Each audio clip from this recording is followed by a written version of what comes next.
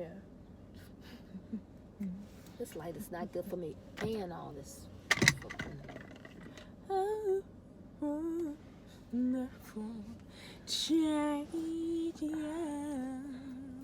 all right.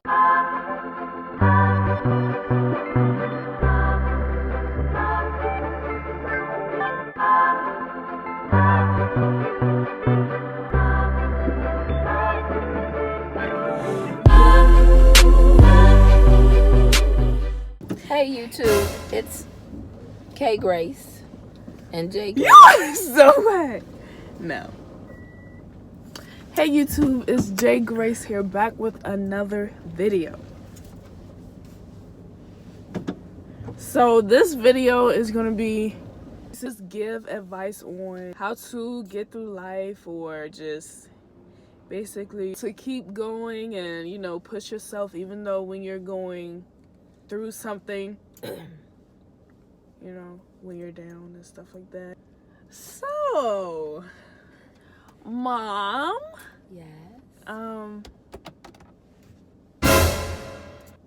are you cutting on the light? It didn't make no better. I'm trying to use the circle. Okay, so what I want you to do, just give some motivation on how to get through life. You know what I'm saying? Mm-hmm. Like, you know, like when you're down, you know, when you've been done wrong and stuff. Well, when you feel like you've been done wrong. You know what I mean? Mm-hmm. All right, so go ahead. Wait, ew.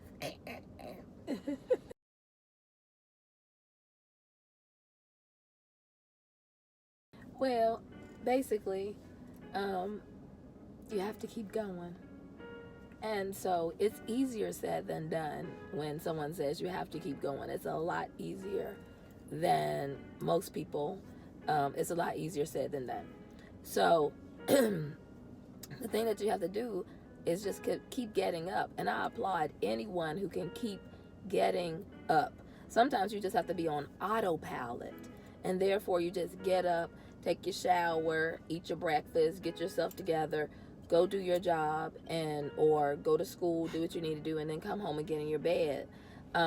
You know, sometimes things just have to be done on autopilot until you can get back to the person that you were. And sometimes life will take you in a totally different direction. So sometimes your life will change drastically, and it will never ever be the same. So therefore you have to learn how to establish your new normal, because life will not always go back to the way things used to be. And is it hurtful? Yes. Would I wish that there were things that happened? Well, if there are some things that have happened in your life and in mine that I wish would have never happened. And so your life changes drastically. And it would be so nice to be able to be like, oh, yay, life will always go back to the way it used to be.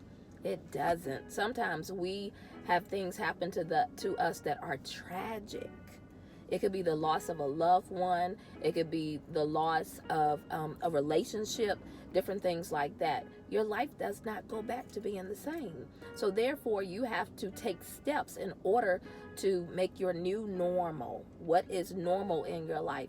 So during that time, you have to surround yourself with people who can be your accountability partner, as well as you have to put on motivational videos, motivational sermons, audio books, different things like that. Music. Don't listen to sad, drawn out music that'll make you sad, because you're already down. You're already depressed. So therefore, you have to find some music that will help pick you up, that will help motivate you. And yes, sometimes I'm one of those ones, you know, growing up and different things like that, I would listen to a song and the song would make me cry, and I would just keep listening to it. And sometimes that's okay. Sometimes you need to hear the lyrics of a song.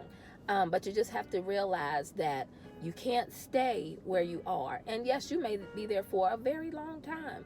You never know the grieving process, or mourning, as older people would say. You never know how long that process is going to be for you. And no one can tell you when things happen in your life how you're going to react. They don't know.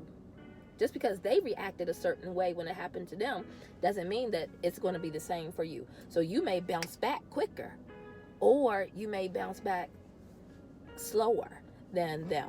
And so therefore you have to surround yourself with people. And if you don't have people, because sometimes we don't want to be bothered with people, and I understand that too, but you have to get to a point where you surround yourself with positive and motivational things to help you get back your new, or establish your new normal.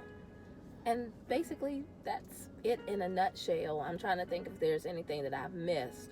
And sometimes people will call you at the beginning, because I'm like that. I'll call and make sure you're okay, and then all of a sudden we drop off. And it's not because we're trying to be mean or anything like that, but that's life. Things happen. And so so you will have a lot of people around you at the beginning. Some people will, not everybody. And then things will trickle off. And so during that time when it's trickling off, that's when you have to start establishing things that you can place in your life to help motivate you and help you get up every day, and help you do what you need to do daily. Okay? And like I said from the beginning, I applaud you if you are going through and you can just get up, take your shower, and go do the normal things that you do in life. You're on autopilot. And it's okay to run on autopilot for a while. It's okay, because sometimes that's all you can do. But the point is, you're still getting up. And that's it in a nutshell. That was good, by the way. So I want you to explain to them what you mean by being on autopilot. So when you're running on autopilot, basically those are the things that you can do without even thinking about it. So you know when your alarm clock goes off, you get up. You know when you get up, you go take your shower.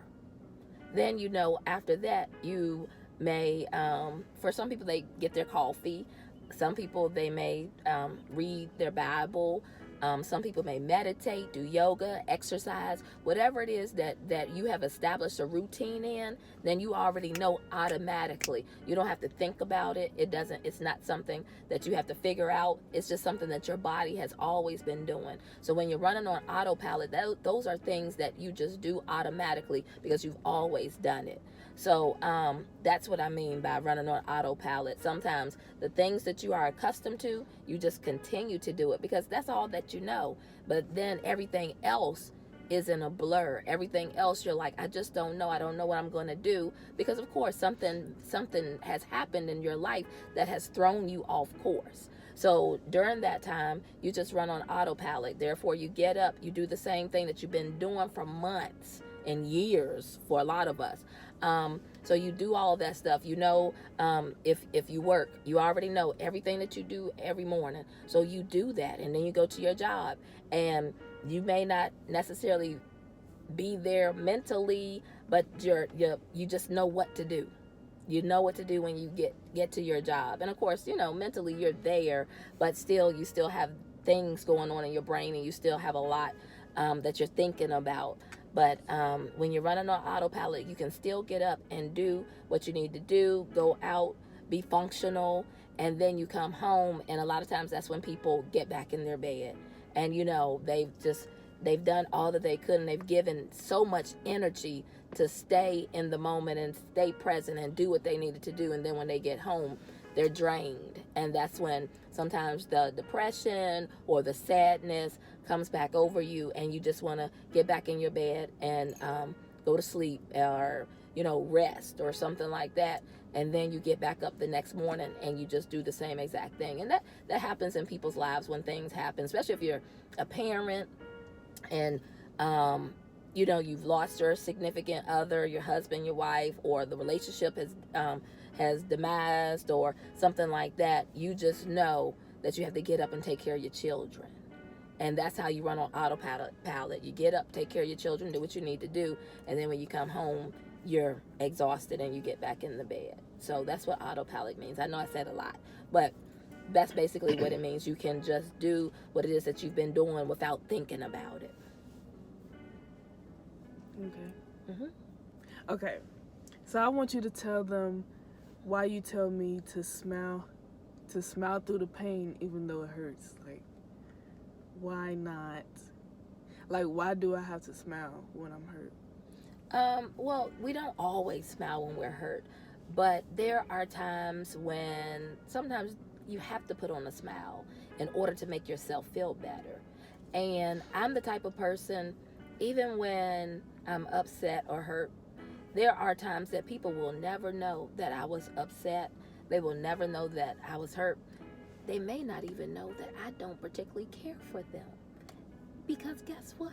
You get up and you keep on doing what you need to do. You're still nice to people. You're still pleasant. And yes, there are things that have hurt you to your core. You have been rocked to your core. Your whole world has been changed upside down.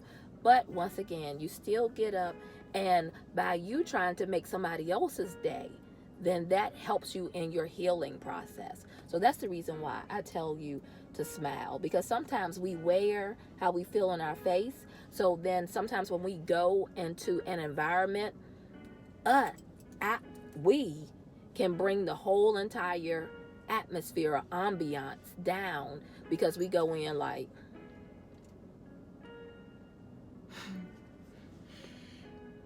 and so therefore that's the reason why I always tell you to try to smile, because when you try to put a smile on your face, then not only will that help you feel, it does something, I'm not even sure, I have to do the research, but it does something to help lift your spirits. And then when you lift your spirits and then you go into a room where somebody else may need to have their spirits lifted, then the whole entire ambiance changes. And it's hard to smile through the pain. I know it is. It is very hard.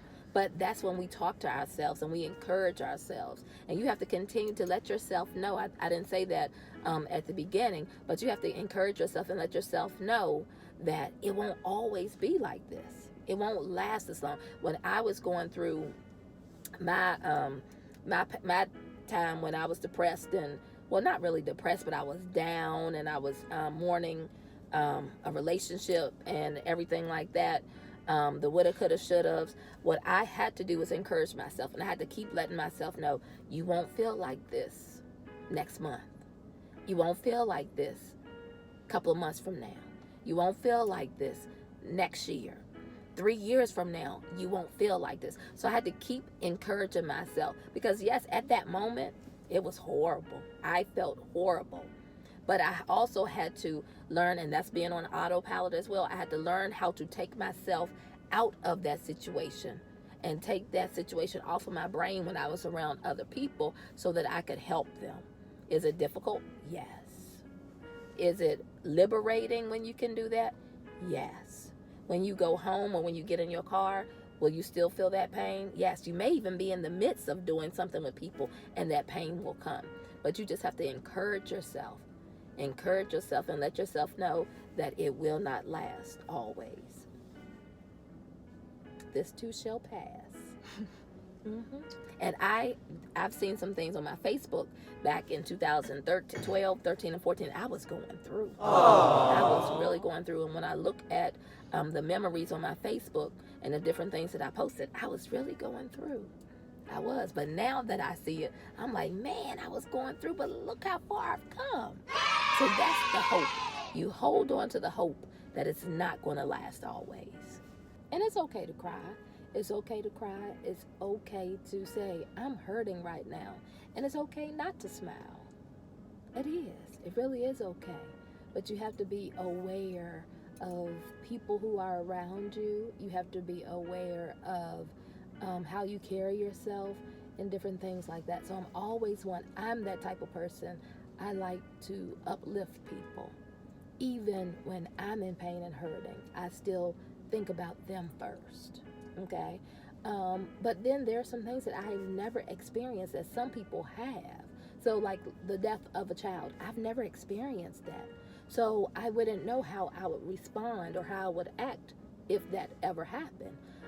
I've never experienced the death of a parent. So I don't know how I would respond or how it would be around people. But the different things that I've experienced right now is that I know that in spite of how I have felt, this is the way that I want to carry myself. So if something like that ever rocked my world, losing someone as significant as my parents or my child or even a spouse. I've never gone through that as well. I don't know how I would be. I really don't. But right now, I just know when I've experienced the pain and different things like that of relationship lost and everything like that, and the hopes and dreams lost, that I had to encourage myself, and I had to read and keep positive motivational sermons and messages on. I mean, constantly. I had to keep that stuff on constantly, because if I didn't, my brain played tricks on me.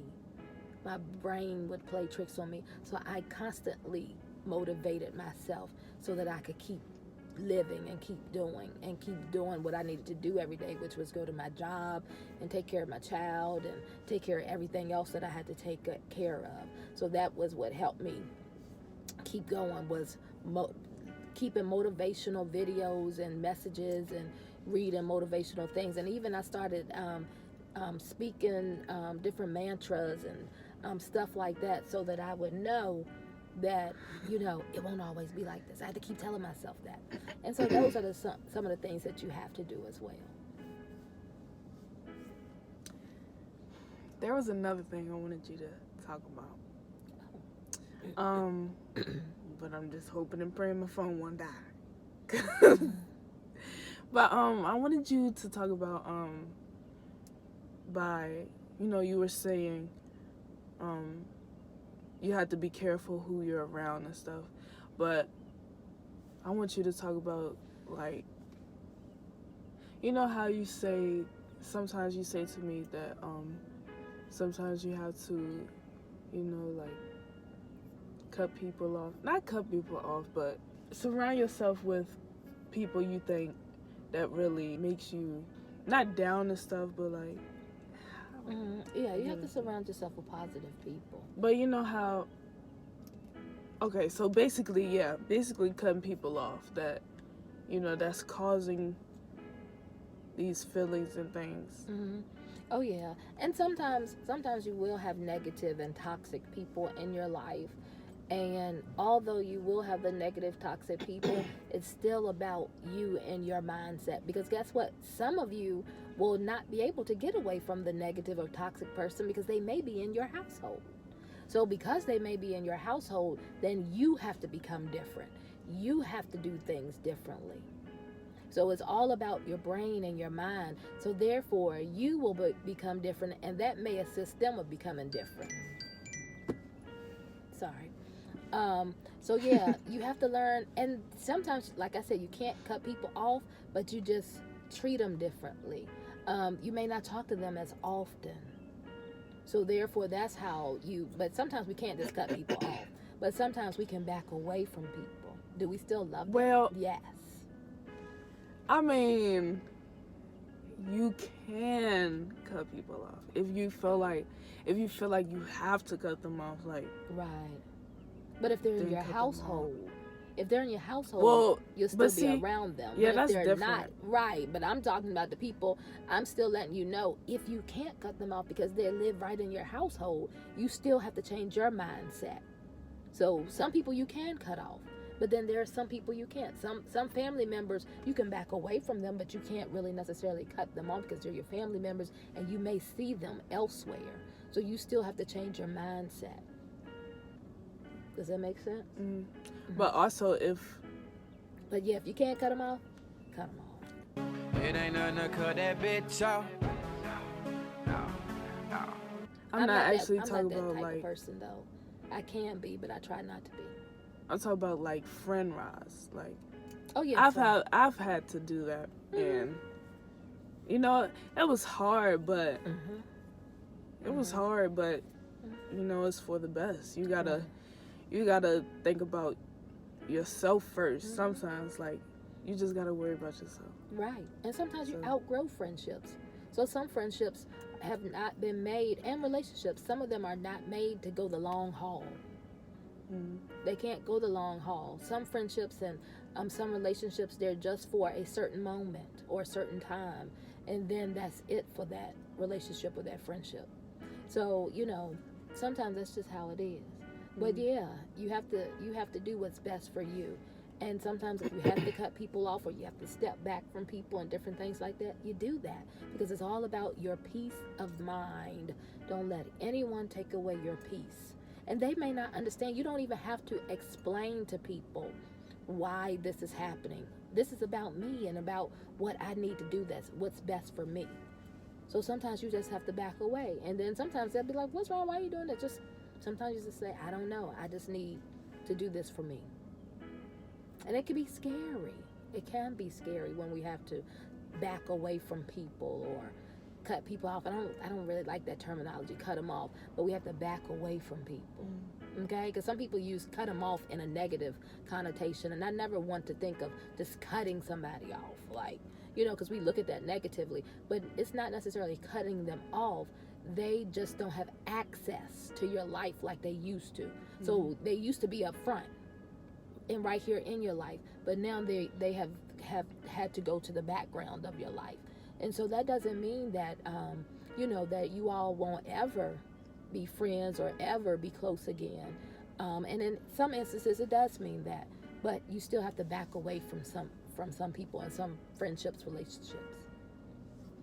It does hurt, but and then when you do that, sometimes you lose a lot of people and you feel alone. Oh yeah. Especially with friends, like I said, I had to do that, so I really don't have as many friends as I did, so it is what it is, but it is. You really don't need a lot of friends, really. You don't. Or so. And especially it's about what you feel like you need in your life. And then the friends that you feel like will be there for you. And sometimes it's only one. Sometimes it's only one person that you really feel like will be there for you, will, that you can really be yourself with and different things. And then sometimes you have friends for different parts of your life. So sometimes you may have a friend that is your ace and y'all do everything together and everything. But then you may have a friend that's like, a true friend and you tell them everything, but you all just don't hang out. But they're a friend that listens and will be there for you, but you don't hang out with them. So you just have different friends in your life. Sometimes everybody won't serve the same, or they will not serve the same purpose. Your friends will not serve the same purposes in your life. Okay, so thanks you guys for watching this video, and make sure you like, comment, and subscribe, and make sure you hit that bell to get notified when I post another video. Ding. Hit the bell. Oh, my bell's ringing again. I'm getting off phone. All right, you guys.